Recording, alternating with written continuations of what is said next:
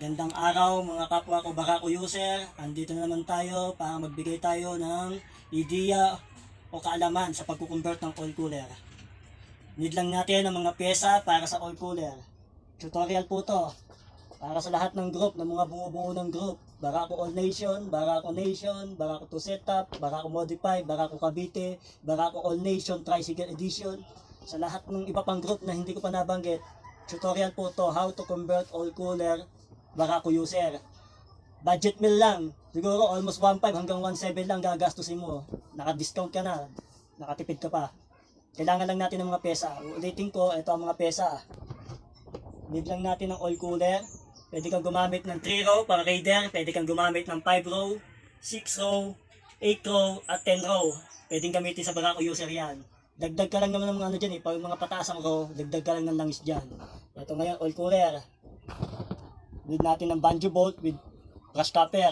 Apat, tagdalawa. Makikita nyo, nakakabit na yung mga banjo bolt. Nasa dulo na. Ang hose, sa auto supply ka lang makakabili. Meron na sa auto supply. 30 pesos ang per roller. 3 roller bibili mo. I-equal mo lang sa dalawa, in out. Ngayon, makikita nyo yung hose. May filter. Nag-request kasi yung customer. I-upgrade ko daw, kaya naglagay ako ng filter.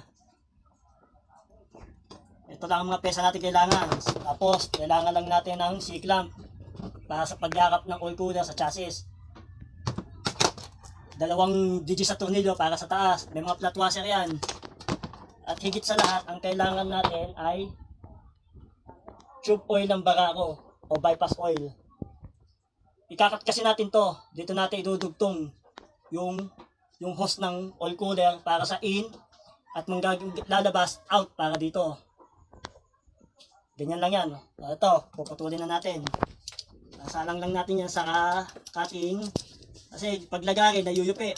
Kailangan may pang-cutting tayo. Ikot-ikot lang. Ikutin mo lang hanggang sa maputol lang siya. Hanggang sa maputol lang yan. Kakat mo lang.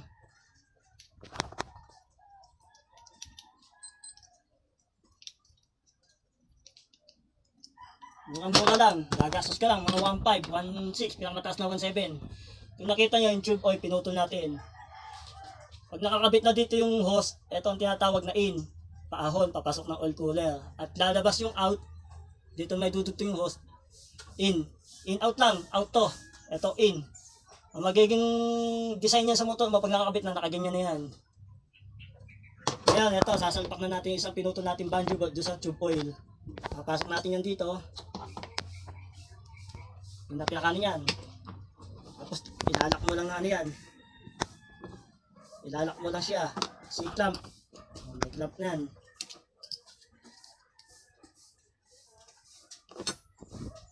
May banjo bolt na. Kabilaan. Into ha.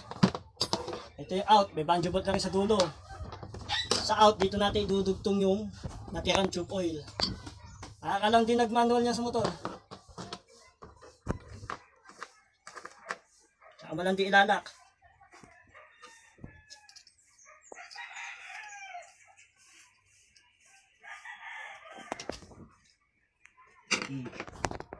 Yan na. Out to ha, out.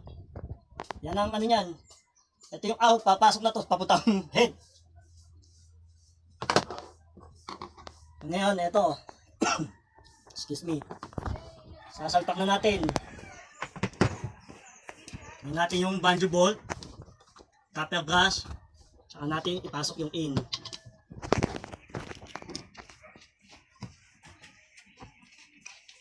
Sa mga budget meal, mga gustong makamura, kahit kayo kaya nyo ng install yan.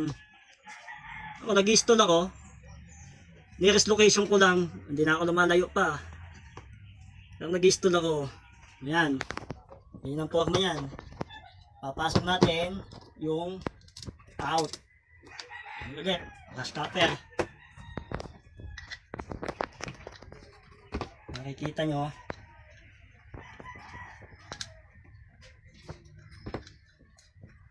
Ito, order sa akin ng customer ko to. Sinample ko ulit sa tutorial ko. Man lang makapagbigay ako ng idea, makapag-share ako ng kaalaman sa mga kapwa Barako user na gustong matuto O yung gusto lang din ng budget meal. Salpak niyan, ganyan lang yan, sir. In, out. Kita mo lang konti. Kita mo. Ganyan. Makikita nyo forma niyan. Ayan, ganyan. Wala kang ganito harap. Magiging forma sa motor nyo yan. Nakaganyan yan. In. Tapos out. Ilang forma yan. Naka-setup niyan. Napakadali, diba? Kung susundan nyo lang yung mga sinabi ko, napakadali. Inuulit ko, kailangan nyo lang po mag-prepare ng ano. Ito, itong inassemble ko na to, worth 1.5 lang to. Kulang-kulang 1.6 siguro, oh. Kasi 1,045 yung oil cooler. Yung banjo bolt, umabot lang ang banjo bolt ng 274, 275. Dalawang pair na yun. Pagka-order, meron sa Lazada. Tapos ang clamp, 10 piso lang, 5 piso lang isang clamp.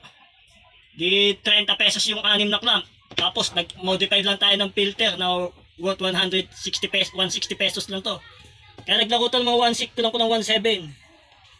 Pero may nabibili talagang setup na, upgrade na. Talagang naka-banjo bolt talaga siya ng ano. Yung nga lang, 2.5, 3,000 hanggang 3.5. Mga ganong price at mga buo na setup na. Pag istola sa barako, ganto lang. Kung ano forma ng tube nyo sa barako nyo, ito lang yan. Out, in. Tapos babanjo bolt nyo lang yan. Yan. Tapos ito, CC-clamp nyo na lang yan. Itong C-clamp. CC-clamp nyo yan sa chassis nyo. Yan, ganyan ang pag-C-clamp nyo yan. Dito mong gagaling sa likod. Kaklamp dyan sa chassis. Tapos sa tataas, gawa nyo lang ng bracket. Dalawang tornilyo ng GGs. Tapos i-clamp nyo, isabay nyo sa busina. Doon nyo na itornilyo para napakadali na ikabit. Napakadali lang yung tutorial natin. Makikita nyo ng actual video yan. Nakakabit na sa unit. Ipakikita ko din sa inyo. Pero ito na pinaka-assemble yan. Makikita nyo in, out. Ngayon, para gusto nyo makita nyo nagpa-function din ng langis, papakita ko din sa inyo kung paano maglaro ang langis ng oil cooler. Makikita nyo, babaklasin natin. Para makita nyo lang na naglalaro yung langis. Ibig sabihin, pag lumalabas ang langis sa out, good ang oil cooler. Gumagana. Ito, may langis na yan. Tututok lang dyan yung ano. Ito ngayon, makikita nyo, sinalangan natin ng langis para lang makita nyo nagpa-function yung oil cooler. Kung gumagana ba talaga, lumalabas ba ito, tagusan ng langis. Pe-press ko hanggang pumasok yung langis. Makikita nyo yan, kung hindi tutulo sa kabila, ibig sabihin hindi gumagana. Kailangan yun, tutulo ang langis.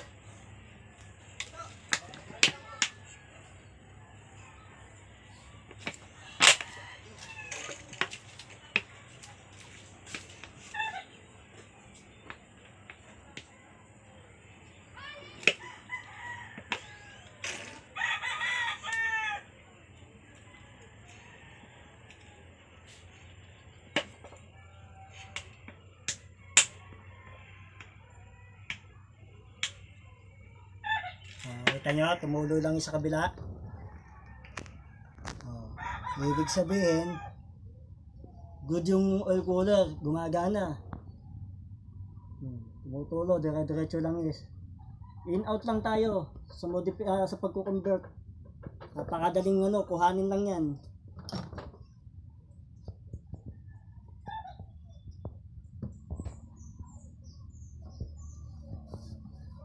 Sa lahat po ng mga mga member, mga gustong ako yung mga natututunan ko din sa mga kapwa ko, mekaniko, sa mga nagmo-modify, nagko-convert, sinishare ko lang din, binabahagi ko lang din kaalaman ko. Kasi alam ko, ang mga kapwa ko baka ko user, malalayong lugar na hindi natin kayang abutin o servisan ng sobrang layo. Sa ganitong pamamaraan lang tayo makakakuha ng ideya para makatulong sa kanila, ma-share natin yung kaalaman natin sa kapwa natin. Bawat katanungan ng member natin, huwag kayong mahihiyang magtanong sa sa mga nakakaalam. Share natin, bahagi natin, magandang blessing yan, mga magbigay tayo ng ideya. Yan tumutulo, dire-diretso. Ibig sabihin, worth it. Okay yung oil cooler, good. Napakasimple lang. Sa halagang kulang-kulang 1.7, may oil cooler ka na. Budget meal na yan.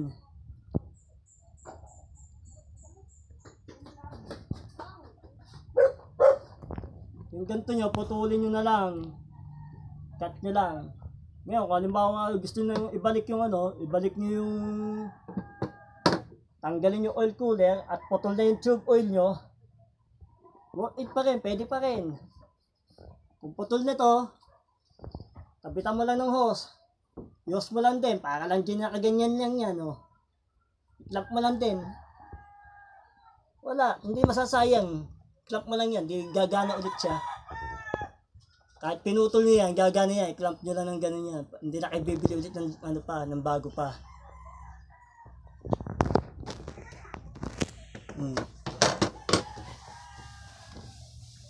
Yan sinasabi ko sa inyo, kung may katanungan kayo o may kayo, pwede nyo ako i-PM.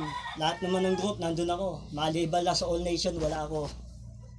Tinanggal na ako doon. Ayaw yata nila na, nagbibigay tayo ng mga kaalaman sa kapwa natin member Lahat yung sinasabi ko mura na yan, 1.7, pinakamababa na yan, kulang-kulang 1.6. Nag-modify lang kasi ng filter yan, kaya napamahal lang yan. Yung mga may katanungan, o gusto mong mas clarify pa, o pwede rin, puntahan nyo din ako sa shop ko, dito lang sa bahay. Nagkakabit ako, pero hindi sa ngayon, hindi pa ako ng pyesa, nag-i-stock. O kung made to order lang gawa ko niyan. Pag may nagpagawa sa akin, made to order, pinagda-down ko lang. Para hindi naman masayang din yung pagod ko. Baka mamaya, mahirap na. Nadali na tayo ng mga pagawa. Hindi ko kuhanin. Masasayang.